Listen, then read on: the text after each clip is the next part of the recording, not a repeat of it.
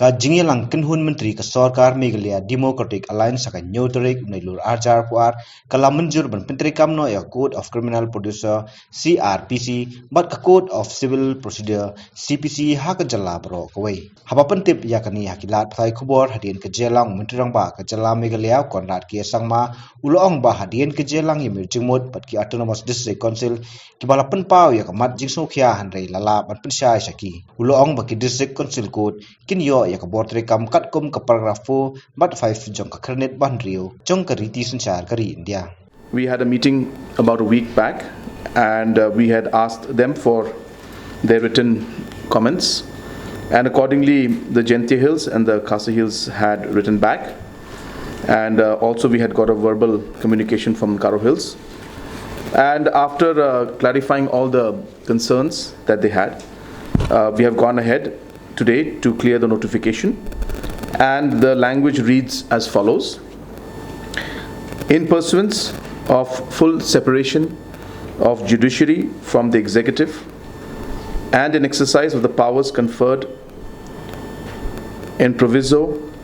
to subsection 2 of section 1 of the Code of Criminal Procedure 1973, Act 2 of 1974, the Governor of Meghalaya is pleased to apply the provisions of the Code of Criminal Procedure 1973 to the courts in the state of Meghalaya. Full stop. The District Council courts shall continue to derive powers under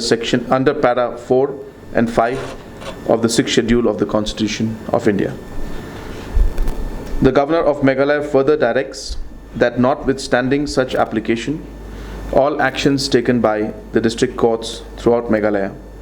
under the rules for the administration of justice and police in the Khasi Hills and Jylla Hills 1937 and the rules of administration of justice and police in Kyrwoh Hills 1937 shall deemed to have been taken under the relevant provisions of the Code of Criminal Procedure 1973. And similarly for the Code of Civil Procedure 1908, only that particular part has been changed, otherwise the rest of the notification, the body of the notification remains the same. Yeah, absolutely, there is no more doubt. The reason being because the interest or the concerns of the district councils was that their powers are being taken away, and we have clarified to them that there is no question of them taking away the powers, because under para 4 and 5 it's already of the 6th schedule, it has already been mentioned out there. So the powers that have been conferred by the parliament cannot be simply removed here at the cabinet level. So obviously there is no question of the district council's powers being diluted in any way. The question was always very simple, that we had the ADCs who were judiciary ADCs who used to exercise power and take up cases in the district level. And now that there are no longer ADC judiciary, because now they are judicial magistrates, the judicial magistrates could not draw their power from any particular law or any particular source, or any particular rule